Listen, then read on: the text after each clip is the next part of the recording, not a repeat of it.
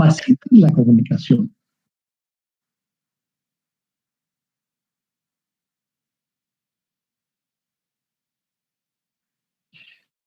Por eso las personas se comunican de múltiples formas para poner algo en común. Por medio de la comunicación se transmiten valoraciones del mundo o de los objetos que nos rodean, tanto de lo que percibimos alrededor nuestro, como de nuestros sentimientos, de nuestras emociones, en fin, todos aquellos aspectos que podemos comunicar a las otras personas. Se llama comunicación lingüística a la interacción social que utiliza la palabra oral o la palabra escrita para transmitir un mensaje. El sentido estricto se refiere a la forma oral y la escrita se deriva de ella. Entonces, podemos decir que en comunicación lingüística, la principal es la forma oral, la que estamos desarrollando en este momento. Y a partir de la comunicación oral, se desarrolló la comunicación escrita. Históricamente, los seres humanos hablaron antes que escribir. Por eso tenemos la diferencia entre prehistoria e historia. La historia está definida a partir del momento en que los seres humanos escriben. Dejan patente la forma en que piensan, la forma en que hacen. Para efectos académicos, la comunicación escrita es fundamental para acceder al conocimiento científico. Entonces tenemos ahí los dos niveles, ¿verdad? En el sentido estricto, la comunicación lingüística es la oral. Sin embargo, para efectos académicos es fundamental la comunicación escrita. ¿Por qué? Porque es de la que queda evidencia. Ahorita nosotros, por ejemplo, estamos hablando, pero no quedaría evidencia. En cambio, si se escribe, eso queda para la posteridad. En el mundo jurídico es fundamental el dominio de la comunicación escrita, tanto en el área de la abogacía como en el de notariado. Se manifiestan escrituras, certificaciones, procesos, convenios, transacciones legales. En todos estos aspectos, la comunicación escrita es fundamental. La formación académica recae en dos actividades básicas: escribir y leer. ¿Verdad? Escribir y leer permiten la emisión y recepción de un mensaje por medio de la palabra escrita. Ahí es donde tenemos la diferencia, ¿verdad? La comunicación oral puede ser espontánea, a menos que tenga uno un texto que esté leyendo. Pero en general la comunicación oral, su virtud fundamental es que es espontánea. Por eso, cuando ustedes hablan, es probable que se cometan una serie de repeticiones, problemas en el léxico, porque es espontánea.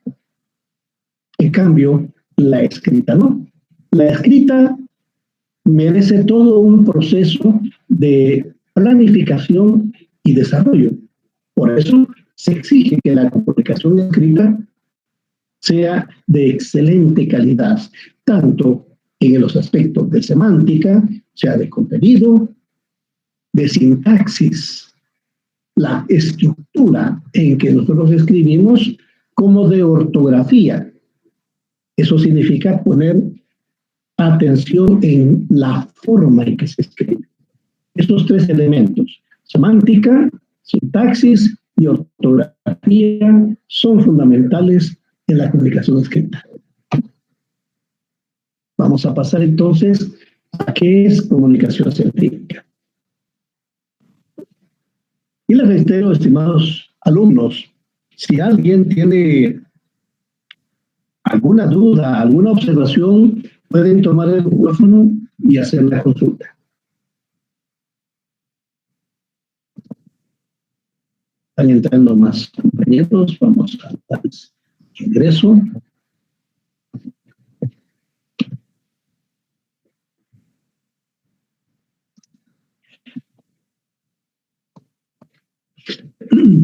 La comunicación científica es el sistema por medio del cual la ciencia se comunica a través de diversos canales de comunicación.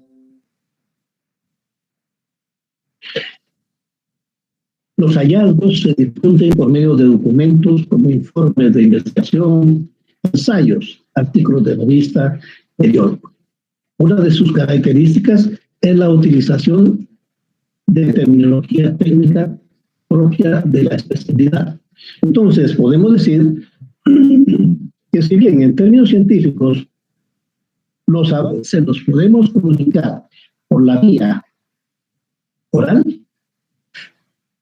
básicamente es a través de la escritura cómo queda fijada la comunicación científica. Por excelencia, la escritura es la que permite no solo la conservación, sino la difusión de los avances científicos. Y por supuesto, cada área científica tiene su propia especificidad técnica y de terminología.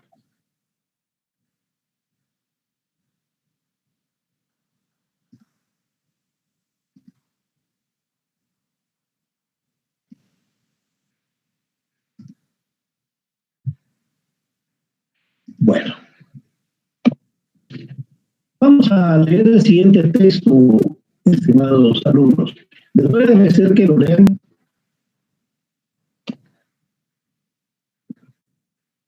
y después les hago consultas. Me dicen cuando lo hayan terminado de leer.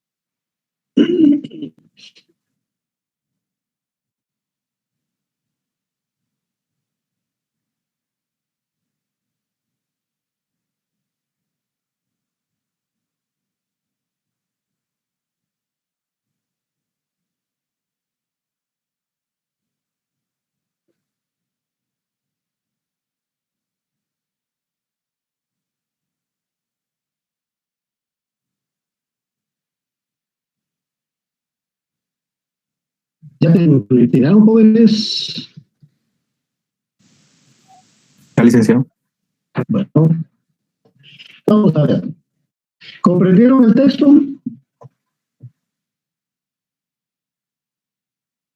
A ver si alguien me puede decir si lo comprendieron o no.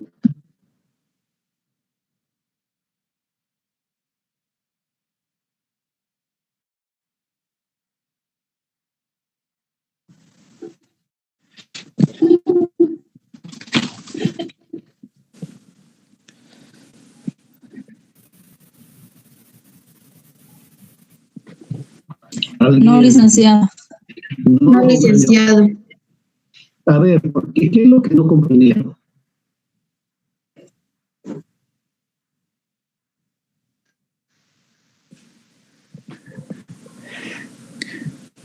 Yo entendí, licenciado, que como en este libro de George Orwell de 1984 habla sobre cómo en este fragmento habla sobre cómo el gobierno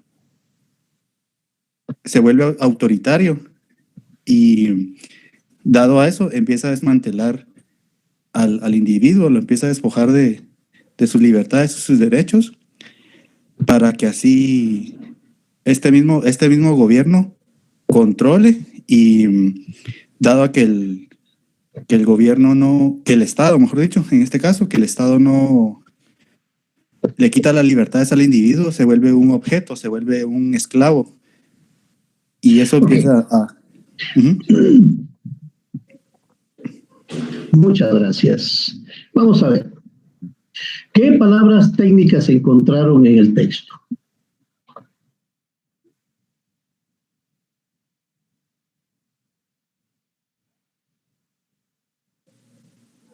Distopía. ¿Okay? Distopía. Vamos a ver, léanlo otra vez y me dicen.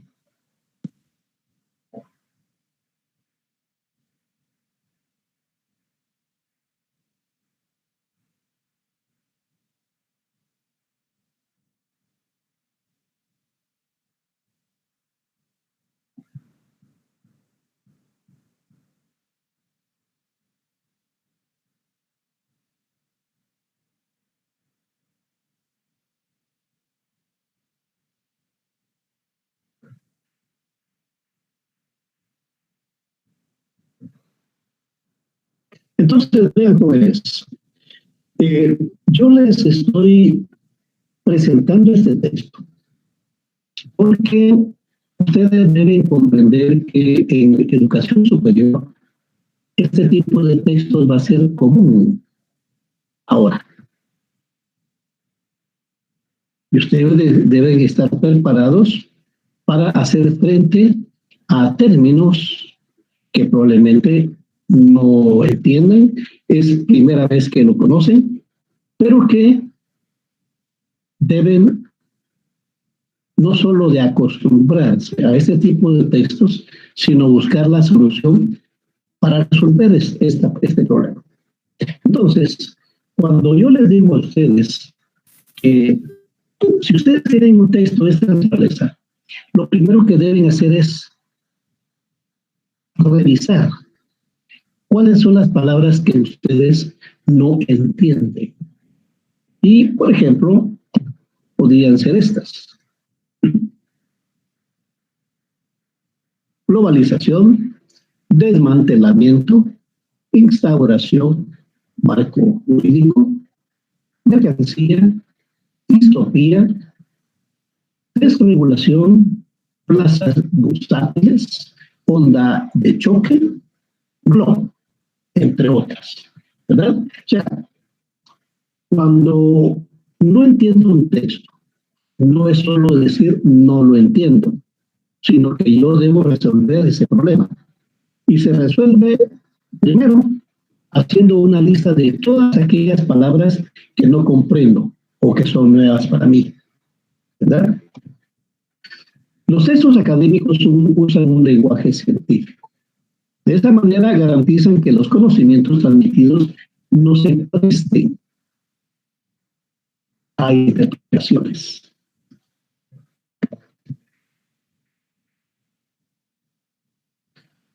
Interpretaciones que pueden resultar erróneas.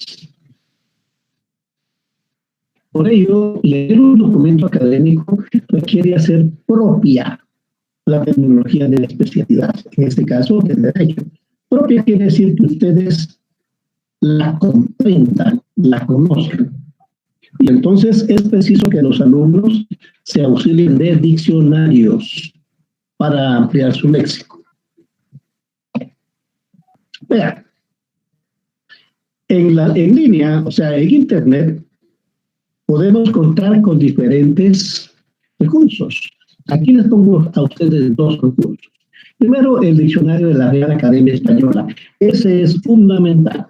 Ahí tienen ustedes la dirección electrónica www.rae.es.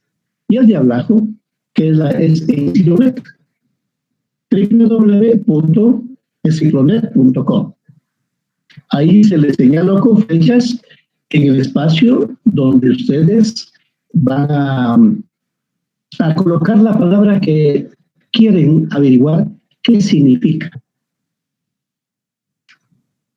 Esto ya es un recurso que a ustedes les han dicho que deben hacerlo en educación media, pero sobre todo en la universidad.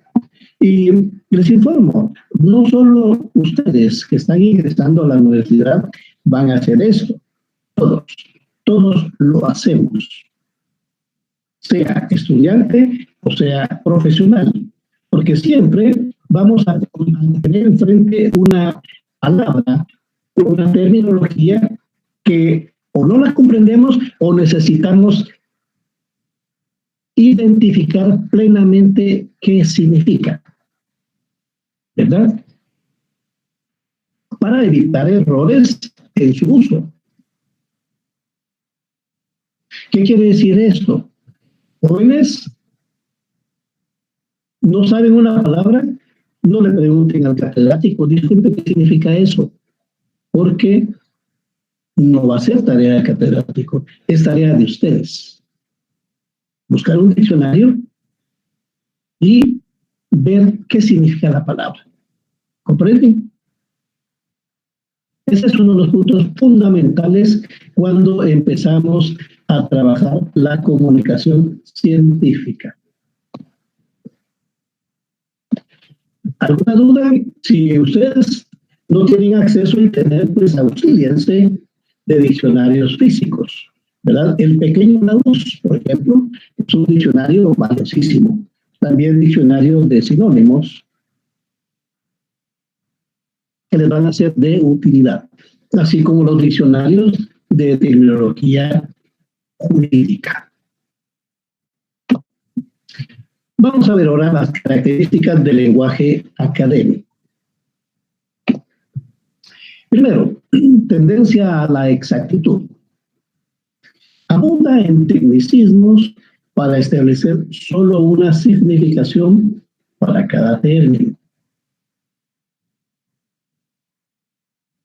Recuérdense, tecnicismo quiere decir aquellas palabras que son propias de una materia, una especialidad o una ciencia. El autor evita la polisemia y la sinonimia para lograr una lectura exacta y clara. El lector debe contar con fuentes de consulta para decodificar el texto. Entonces aquí tenemos tres términos, jóvenes. A ver, díganme ustedes qué significa polisemia, sinonimia y decodificar.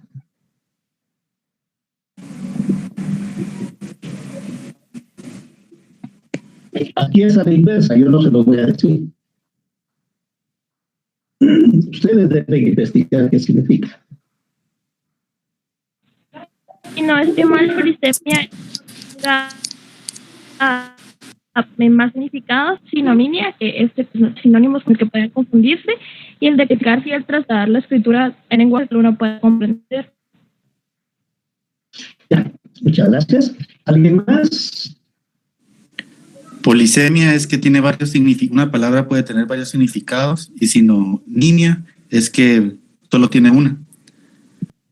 No.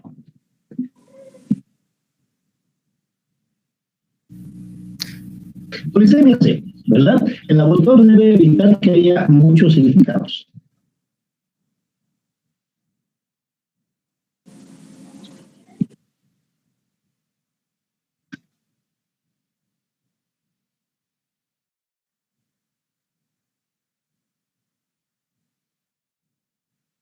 ¿Alguien más, jóvenes?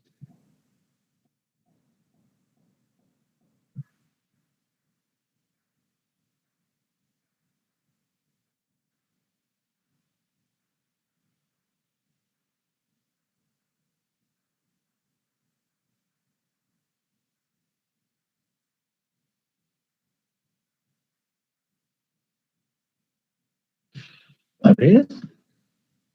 Pues pueden usar su diccionario.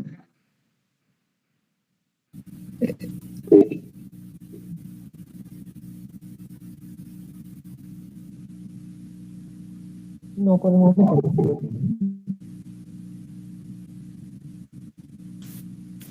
Licenciado, doctor, disculpe, dice que la polisemia es un término que se emplea para denominar la diversidad de acepciones que contienen determinadas palabras o signos lingüísticos. La polisemia también es un concepto que hace referencia a los diversos significados que pueden tener una frase o una expresión según sea su contexto. Ya, pero díganme qué significa cada explicación de esas. Que se emplea para designar las palabras que poseen más de un significado. La primera. Diversidad. Sí.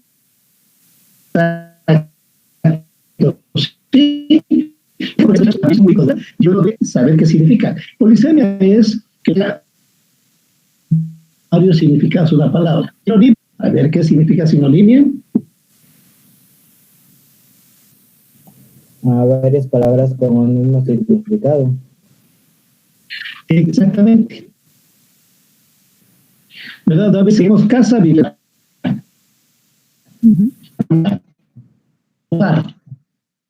¿Verdad? Son varias palabras que significan lo mismo. Ahora, decodificar.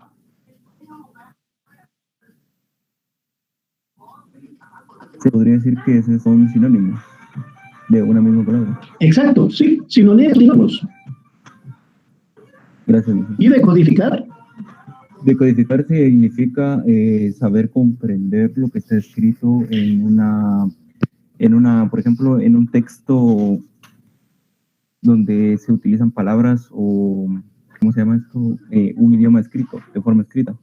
Decodificar quiere decir que se puede entender lo que pusieron en el papel, por ejemplo, lo que quisieron escribir. Perfecto, muy bien. Ustedes lo que hicieron ahorita fue decodificar la palabra polisemia y decodificar la palabra sinonimia. ¿Ven? Entonces, ¿por qué me interesó que ustedes hicieran ese ejercicio? Porque es lo que van a hacer a partir de este semestre en todos sus cursos. ¿Verdad? Ya ustedes ya no tienen que preguntarle al catedrático, disculpe, doctor o licenciado, ¿qué significa tal palabra? No, ahora es responsabilidad de ustedes saber qué significa. Vamos a ver a otra persona. Bueno, ven, eso es lo importante. Entonces, aquí quiere decir, el autor debe evitar que el término tenga significados, pero utilice sinónimos para lograr una lectura exacta y clara. El lector debe contar con fuentes de consulta que le permitan comprender el texto. Eso es lo que quiere decir eso. 2. Objetividad. El autor no debe emitir opinión o aclarar cuando lo haga. Objetividad quiere decir trabajar con textos, con datos, con hechos. Sin incluir si le gusta o no le gusta. Aporta datos concretos o incluye referencias de libros o artículos científicos consultados. Eso es objetividad. ¿Se recuerdan? Les voy a repetir. Estamos viendo las características del lenguaje académico. Entre las características del lenguaje académico tenemos la tendencia a la exactitud, ¿verdad? 2, objetividad. 3, complejidad.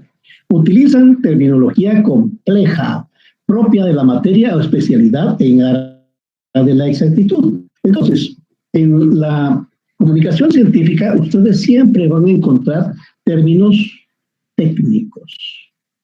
Y para eso se van a auxiliar de diccionarios para saber qué significa cada término. Requiere una atención permanente del lector para comprender el contenido. Se expresa la información de manera lógica y racional.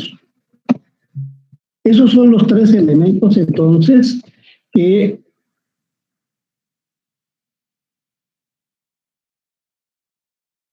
tienen de características objetividad y complejidad. Son los tres elementos del lenguaje académico. Ahora vamos a ver qué son los textos expositivos. En los documentos se recurre principalmente a los textos expositivos por las siguientes razones. Una exposición explica o desarrolla un tema, transmite información, se usa con fines didácticos para comprender el contenido de un tema. Una clase virtual, por ejemplo, una exposición magistral, es una forma de explicación. ¿Por qué? Porque trato de explicar o desarrollar mi tema, transmito información y lo uso con fines didácticos. Los textos expositivos tienen tres elementos. Uno, tienen información.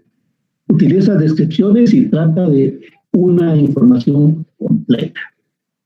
Dependerá un poco como cada catedrático o cada persona la explica.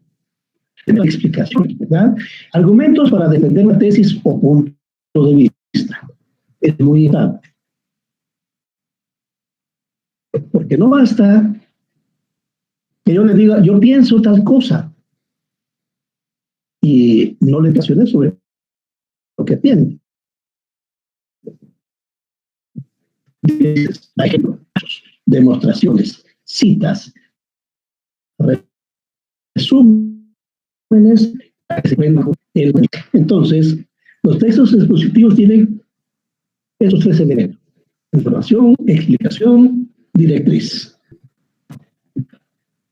Ahora, recuérdense, si tienen alguna duda, jóvenes, por favor, pueden tomar el micrófono y preguntan. Ahora vamos a ver el ensayo.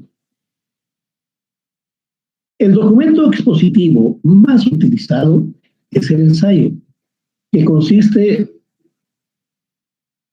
en un texto en el que uno desarrolla un tema, una investigación de campo o una investigación documental. En un ensayo se espera que desarrollemos, entre otros elementos, reflexiones. Defendamos y sustentemos nuestra posición o explicación sobre el tema. Esto lo plantea Acosta. Ahí después ustedes lo tienen. Esta codificación que está entre paréntesis, porque esto va a cambiar las normas APA. ¿Verdad? Tenemos el apellido del doctor y la página en donde está ese, pero eso vamos a ver más adelante.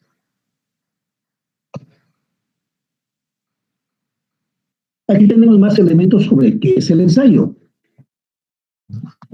El ensayo es un género literario muy usado actualmente, sobre todo en el ámbito universitario. ¿Y dónde estamos nosotros? En el ámbito universitario.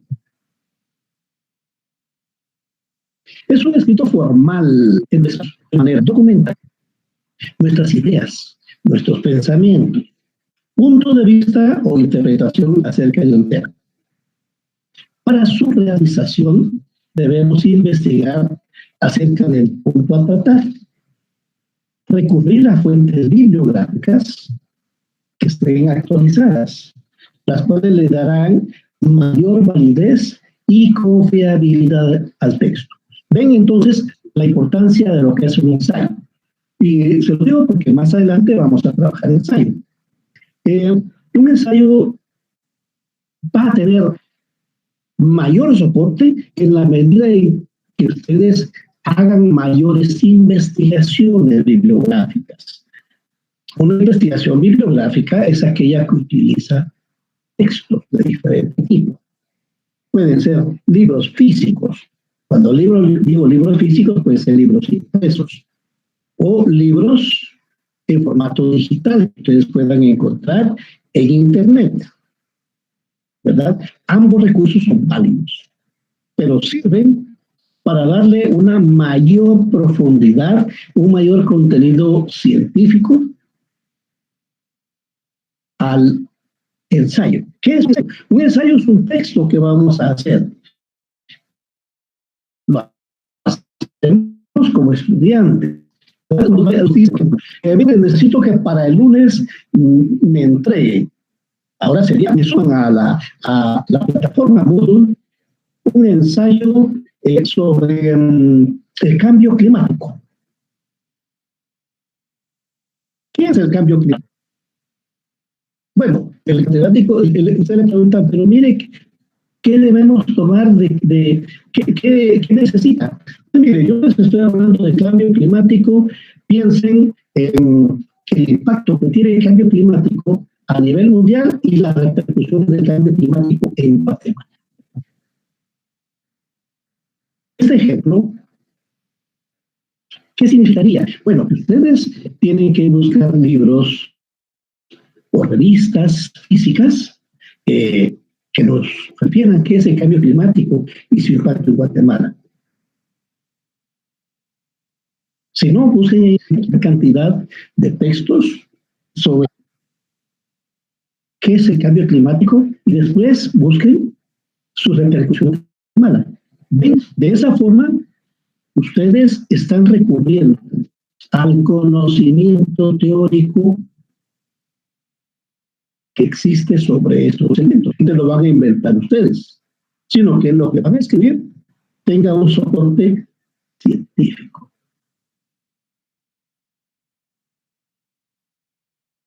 ¿Ven qué es el ensayo? Sí. Pero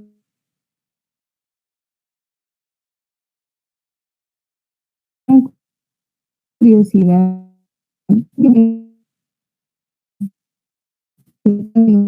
Muchas veces de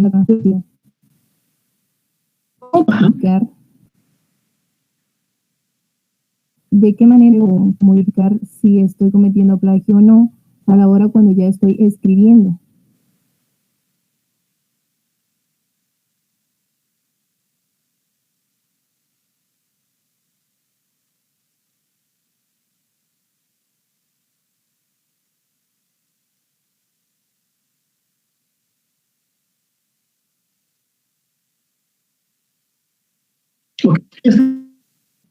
Se llama normas APA, ¿verdad? Normas APA, que es una clasificación bibliográfica.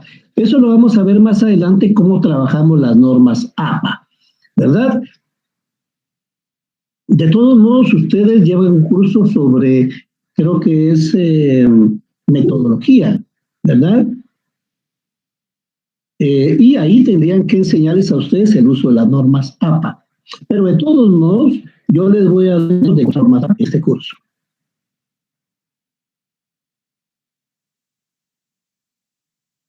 ¿Verdad? Porque lo que me dice usted es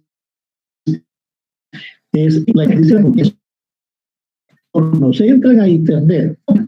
Fíjense que hay alumnos que copian páginas de páginas de páginas, ponen una hoja de Word y ¡pum!, lo pegan y después lo presentan como propio. Que de asombrero, ¿verdad? ¿Y cuál fue el aporte que hizo el estudiante? Ninguno. Fíjense que han llegado al descaro algunos años, que hasta los anuncios copian.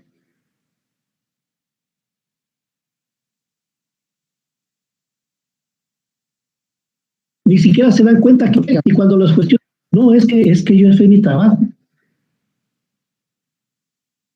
¿Cuál trabajo? No hay trabajo. Eso es plagio. Y ustedes saben, ustedes que están estudiando Derecho, jóvenes, el plagio es un delito.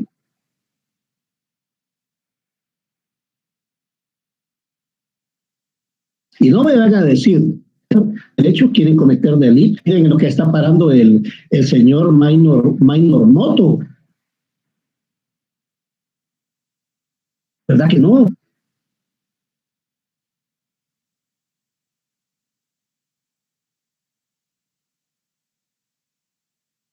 Hablamos de ensayos científicos, vamos a tener sumo cuidado de utilizar partes, textos de un autor, pero tenemos que citarlo. Porque ese texto lo estoy tomando y por supuesto lo puedo tomar, pero tengo que dar crédito a eso. Que usted acaba de decir, entonces no voy a repetir lo que usted dijo, pero mi duda era si podemos coger, digamos, elementos de un texto ya existente, dándole el crédito al autor y desarrollando un poco más su idea. El texto que a nosotros nos interesa, por ejemplo, el cambio climático afecta a Guatemala en el punto de que se pierden las cosechas, por ejemplo, por dar una idea, ponerlo entre comillas, resaltarlo con negritas y poner abajo el nombre del autor con de dónde se sacó y de qué año se hizo, y después desarrollaron su idea abajo. Exacto, así se hace. Claro. Te agradezco mucho su contribución. Pero fíjense que es importante que ustedes, que ahorita son nuevitos, están comenzando en la universidad, empiecen un camino recto. ¿Verdad? Porque si ustedes desde el inicio se tuercen plagiando textos, ahí van a ver más adelante. Hubo un candidato presidencial en Guatemala, no sé si alguno se recuerda de él, Manuel. Él hizo un libro y lo andaba radio, prensa, televisión y vallas. ¿Sabe qué hicieron varios periodistas? Agarraron el libro y se dieron cuenta que más de la mitad del texto era plagio. Había tomado textos completos de páginas como Wikipedia. No había dado crédito a los propios.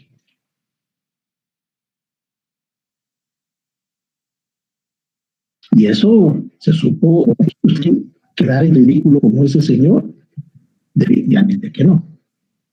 ¿Verdad? Por eso es muy importante el uso de las normas APA.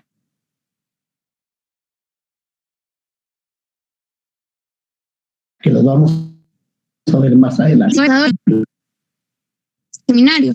En el último proyecto, nosotros la maestra nos hizo hacer, creo que esa norma APA.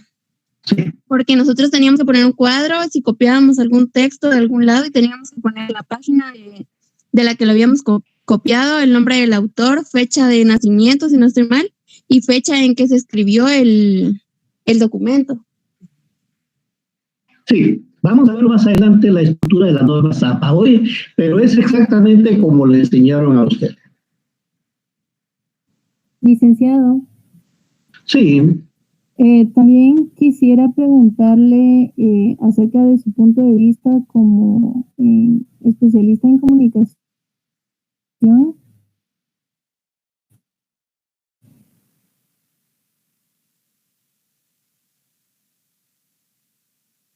Sobre esto está dividido en dos grandes áreas. Uno, ahorita estamos en las cuestiones preliminares, ¿verdad? Pero la primera parte es la lectura académica. La segunda parte es la redacción generativa. En la segunda parte es donde vamos a ver todos esos elementos que usted me está diciendo, ¿verdad? Los errores y los vicios en la redacción. Entre los vicios de la redacción está el uso de la muletilla. Por otro lado, en tanto, mientras tanto, por otra parte, todos esos elementos hay que quitarlos, porque son los que hacen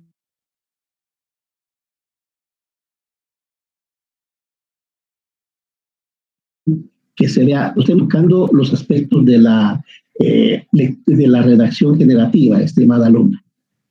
Gracias. Bueno, vamos a seguir entonces, jóvenes. Pero sí son muy buenas sus intervenciones, les agradezco. Entonces ya estábamos acá. Ahora, ¿cuáles son las partes de un ensayo? Aquí tenemos. La primera es la introducción. Se plantea la idea sobre la cual tratará el texto. Fíjense que aunque cuando ustedes presentan el ensayo, la introducción va al principio. Cuando ustedes están trabajando el ensayo, es lo último que hay que hacer. Porque si lo hacen al principio, no van a tener la claridad de qué es lo que es. Entonces, la introducción es lo que escribieron. Por eso hay que hacerlo después. De ahí viene el desarrollo. Se presenta el argumento para sostener la postura elegida. La conclusión. Se recupera la postura inicial tras el desarrollo y sintetizan los hallazgos. Entonces, cuando hablamos de desarrollo es cuando ustedes escriben todo el texto. La conclusión va a ser como una síntesis de los puntos principales de su desarrollo. Y por último tenemos las citas y la bibliografía. Opcionales de acuerdo al tipo de ensayo. Se agregan al final del mismo. En este caso se refiere sobre todo a la bibliografía. Las citas vamos a verlas que se hacen dentro del texto según las normas APA. Bueno, vamos con comunicación jurídica. Habermas fue un filósofo austriaco. Habermas considera que la comunicación es el origen y la génesis de todas las normas sociales, ¿verdad? Cuando hablamos de génesis, quiere decir que la comunicación es la que nos va a permitir toda la forma de interacción social. Le da importancia a la deliberación, el debate y la argumentación para el desarrollo del derecho. Deliberación es cuando discutimos, ¿verdad? Cuando estamos buscando opciones de algo. El debate es cuando se enfrentan ideas. Y la argumentación es cuando ustedes justifican algo. Prieto, otro autor, afirma que no existe posibilidad de derecho si no se manifiesta por medio del lenguaje. ¿Ven? Ven la importancia de la comunicación en el derecho, ¿verdad? Porque si no se manifiesta por medio del lenguaje, ¿qué derecho existe? El derecho es un conjunto de normas que regulan la conducta humana, que se manifiestan por medio de la expresión lingüística. Ahí es donde se unen los dos elementos, ¿verdad? El derecho. ¿Cuál es la razón fundamental del derecho? Bueno, los seres humanos vivimos en comunidad.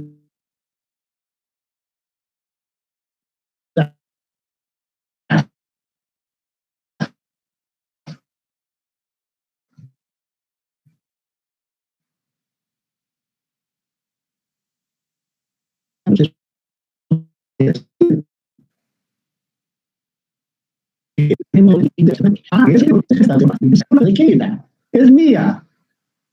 Entonces, no se la puede llevar otra persona, porque si se la lleva otra persona, eso es un robo, pero sí se la puede comprar otra persona. Eso tiene, entonces, ahí hay una relación de compraventa, ¿verdad? La puede alquilar la gallina para que le ponga huevos. Eso es un contrato de alquiler. ¿Y dónde vive la persona? Ah, ella vive después del árbol. Ah, eso es propiedad privada, ¿verdad? Y la propiedad privada la puede vender. Pero fíjense que frente a la casa de ella pasa un camino. Ah, esa es una vía pública. Entonces, todos esos elementos deben ser regulados para que toda la gente respete el normamiento de una sociedad. Para eso sirve el derecho. ¿Comprenden? Eso es el derecho. Vaya, ¿y cómo hacemos que tenga vigencia el derecho? A través de la comunicación, a través de la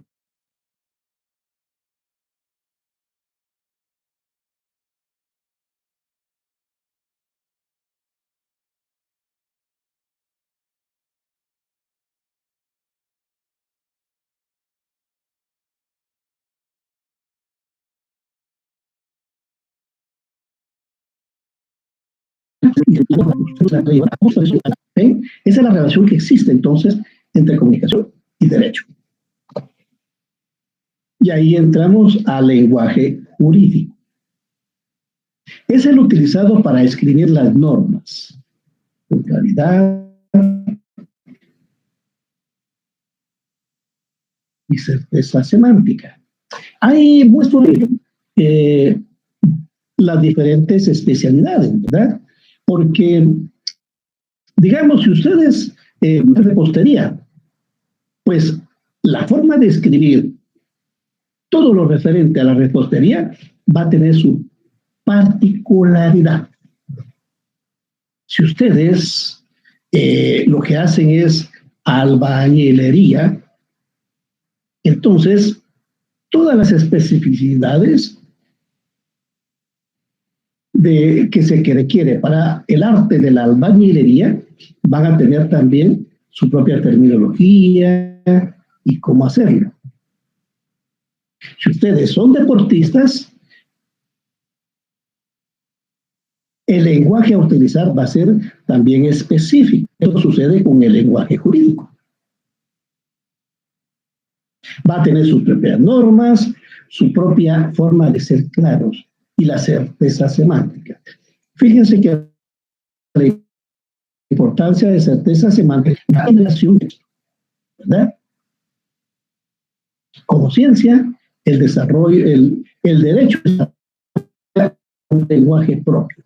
Igual que la ingeniería, igual que la medicina, como cualquier otra ciencia, va a tener su propia terminología. Porque el uso de esos términos va a evitar que haya interpretaciones equivocadas. El diccionario del español jurídico da seguridad en el uso del léxico especializado. Léxico quiere decir vocabulario especializado para no caer en ambigüedades en la interpretación. Eso es un aspecto muy importante porque ya se imaginan ustedes si el derecho, la terminología fuera antigua, sería una catástrofe, porque cada quien le daría una propia interpretación. El léxico jurídico se compone de 3 elementos. Aquí tenemos uso del léxico común. El jurista debe redactar y hablar con un código accesible, procedente del lenguaje cotidiano, para evitar tecnicismos que generen confusión. ¿De verdad? Entonces, un uso del léxico común. ¿Saben por qué? Porque aunque cuando hablamos de jurista nos estamos refiriendo a un abogado o un teórico del derecho, debe desarrollar un texto que todos los ciudadanos lo entiendan.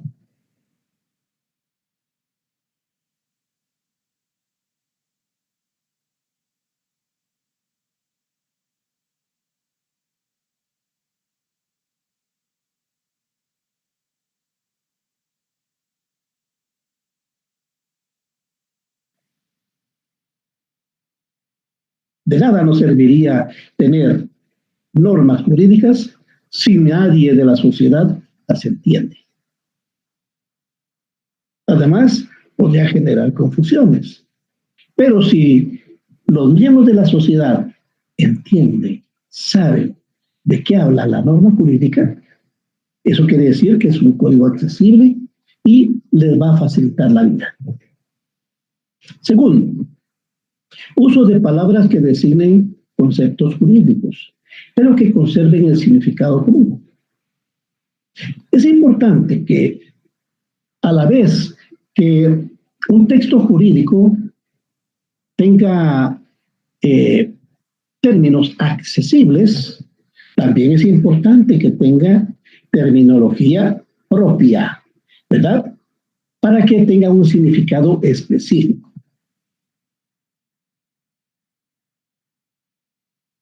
Tres, uso de palabras tomadas del léxico común, pero que adquieren un significado específico para el derecho. Entonces, dentro de eso tenemos homicidio, asesinato, robo, hurto. ¿Verdad? Entonces, estos términos tienen una forma específica, ¿verdad? Ustedes saben la diferencia, puede haber una diferencia entre robo y hurto. Puede haber una diferencia entre homicidio y asesinato.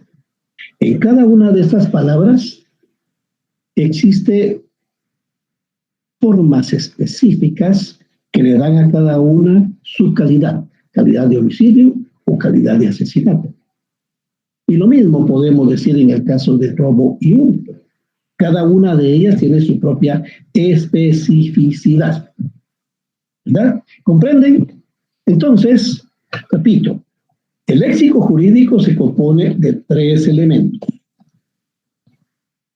Uso de léxico común, o sea, uso de palabras comunes. 2, uso de palabras que designen conceptos jurídicos. Y 3, uso de palabras tomadas del léxico común, pero que adquieren un significado específico en el derecho.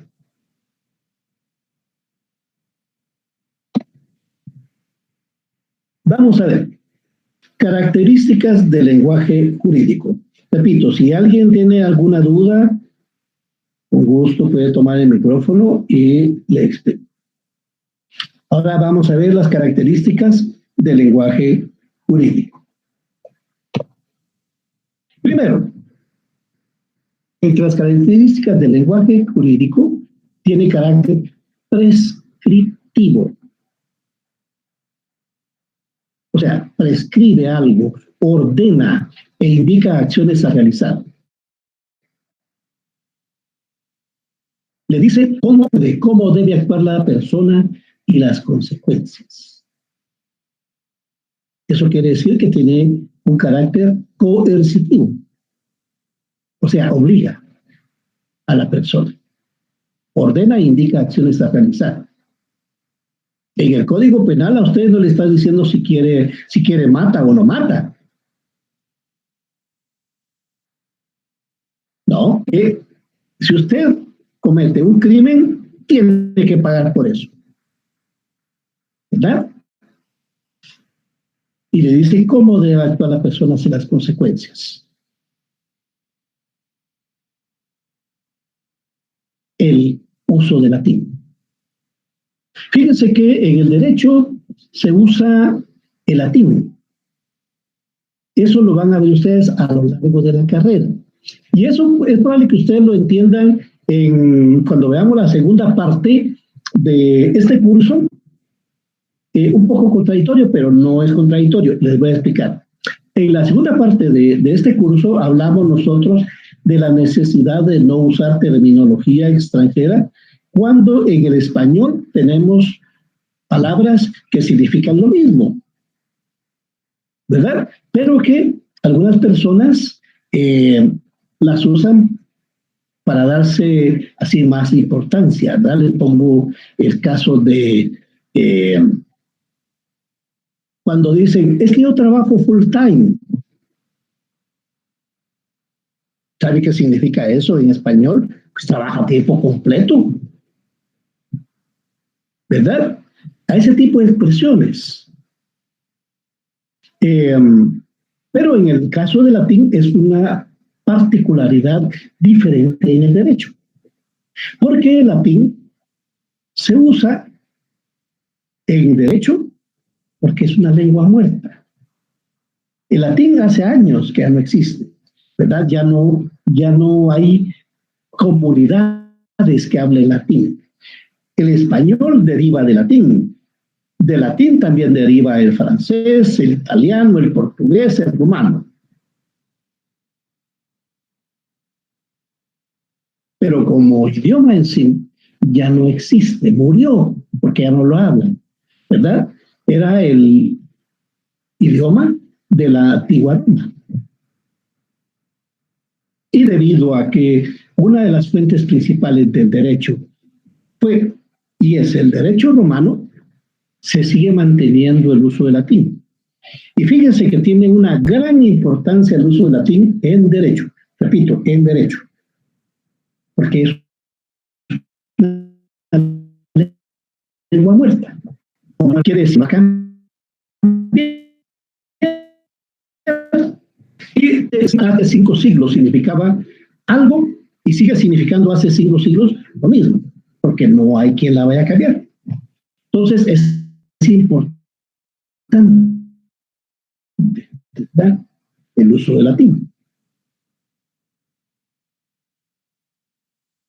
No es lo mismo con el español, que como es una lengua viva, significa una cosa y dentro de 100 años puede significar otra. Porque las nuevas generaciones les van dando otro texto que caigan en desuso. Pero el latín no. El latín, recuérdense, estamos hablando de las características del lenguaje jurídico, es que en el lenguaje jurídico se usa mucho el latín, porque es una lengua que garantiza su permanencia en el tiempo, por ser lengua muerta. Dentro de las características también está la terminología propia. El derecho tiene su propia terminología.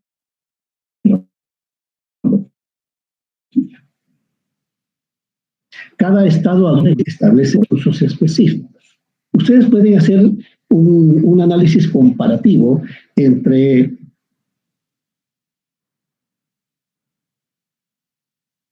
el léxico jurídico mexicano, guatemalteco, español y argentino.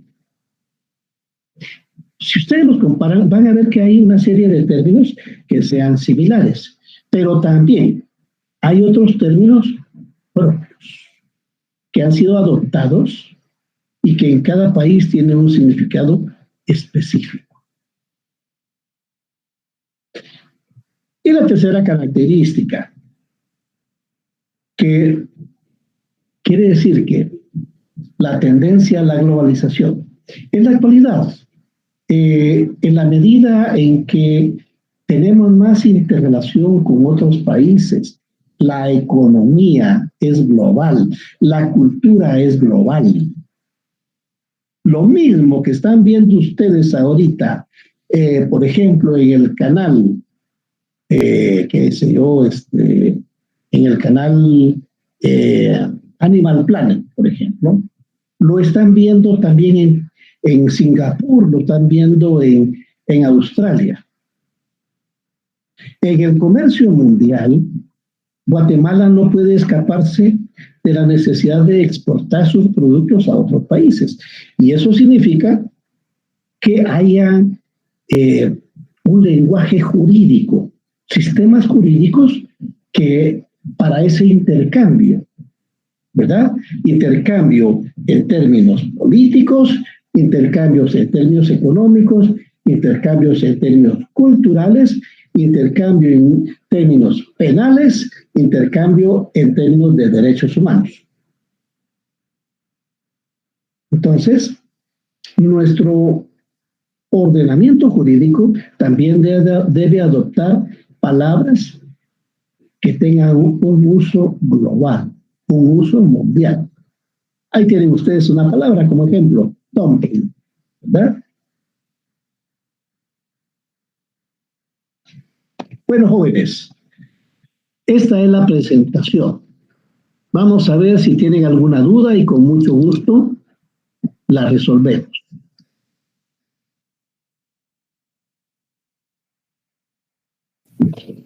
Licenciado, a mí me gustaría si pudiera nuevamente ampliar un poquito más sobre la estructura del proceso de la elaboración de un ensayo. De un ensayo. Vamos a ver. Fíjense que cuando hablamos del ensayo, estamos hablando de un trabajo sobre todo de carácter investigativo, ¿verdad?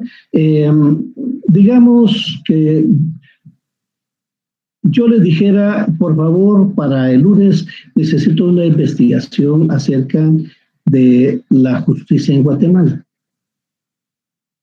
Me interesa que tenga definición de carácter teórico, y también necesito que hablen con algunos abogados para que ellos les puedan dar valoraciones acerca de qué es el derecho en Guatemala. Entonces, ¿qué van a hacer ustedes? Bueno, primero van a tener que definir qué es lo que les están pidiendo, ¿verdad? El derecho en Guatemala, la justicia en Guatemala, todo trabajo de ensayo requiere hacer un marco teórico. ¿Qué es el marco teórico? El marco teórico es el conjunto de teorías acerca del tema que están investigando. Si estamos hablando del derecho en Guatemala, ustedes tienen que investigar qué es el derecho, cuáles son las características del derecho, cómo funciona el derecho en Guatemala. Posteriormente tienen que hacer la investigación de cómo es el derecho en Guatemala, con libros referentes al derecho en Guatemala. Si ustedes no tienen suficientes textos, para eso existen las entrevistas. Ustedes pueden entrevistar a catedráticos de derecho, pueden investigar a abogados, pueden investigar libros, revistas y periódicos, ¿verdad? Eso es el general lo que van a trabajar. Disculpe, una pausa. Sí. Precisamente lo que acaba de mencionar. Si fuese una entrevista, la forma en que yo voy a escribir la información que me esté brindando tiene que ser siempre de uso técnico. Sí. O lo explico en los últimos, o lo tengo que transcribir tal y como lo está. Lo puede hacer de dos maneras, ¿verdad? Usted puede utilizar frases textuales de lo que dijo el entrevistado, pero no todo, ¿verdad? Porque si no le va a salir solo un texto de un solo autor, sino usted tiene que mezclarlo. O sea, lo que dijo el autor en algunos párrafos, algunas citas, y también cómo interpretó usted lo que dijo fulano. Digamos, por ejemplo, usted entrevistó a Juan Pérez, al abogado Juan Pérez. Y el abogado le dijo, la justicia en Guatemala es X, Y, Z, bla, bla, bla, bla, bla. Y después, bla, bla, bla, bla, bla. ¿Verdad? Entonces, si usted solo transcribe todo eso, eso no es un buen trabajo. Usted lo que tiene que hacer es extraer las ideas más importantes que le dijo Juanito y decir, Juan Pérez señaló 2 puntos y poner una cita de 2 o 3 líneas. Cierra comillas y después, según lo que dijo Juan Pérez, o dijo solo Pérez, ¿verdad? Esto se puede interpretar de tal manera porque tal autor señala esto otro, que bla, bla, bla, bla, bla.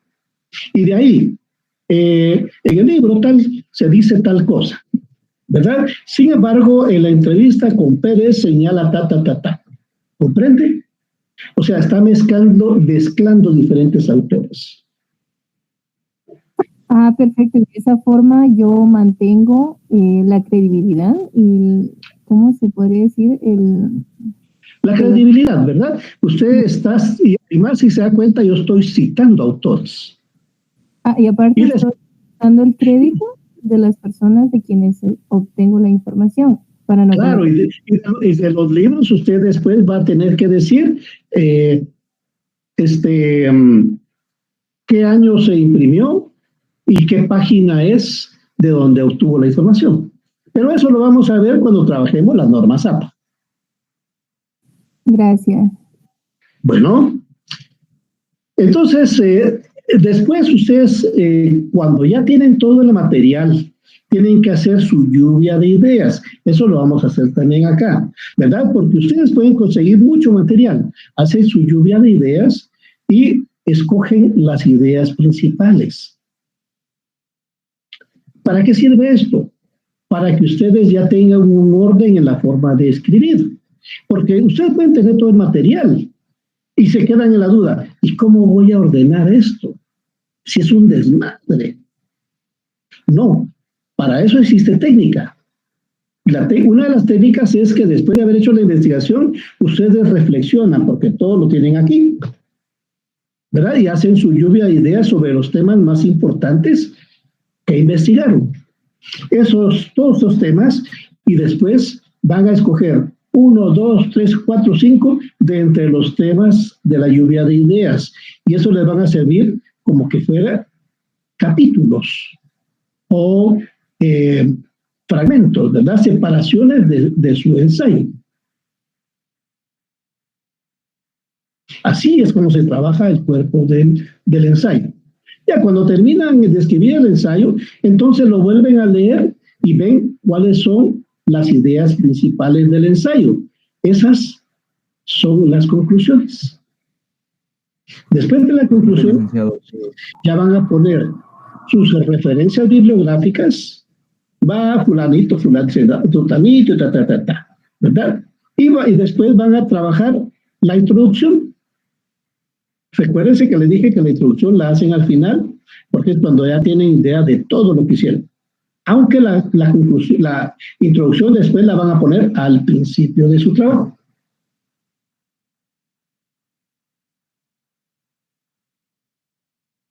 Yo le quería comentar algo. La lluvia de ideas se hace después del marco teórico, ¿verdad? No, se hace cuando ustedes terminan de investigar. ¿O se hace antes, digamos, cuando uno está haciendo la investigación? No, permítame. Usted va a investigar. Ajá. En internet, va a investigar con libros físicos, o sea, libros impresos, va a entrevistar a personas. Y todo eso lo tiene que tener escrito, para que no se le olvide, porque la mente es muy prodigiosa, pero se nos olvidan las cosas. Entonces, después cuando tenga ya todo el material, va a hacer su lluvia de ideas. Comprendo, gracias, licenciado. Bueno, ¿alguna otra duda, jóvenes?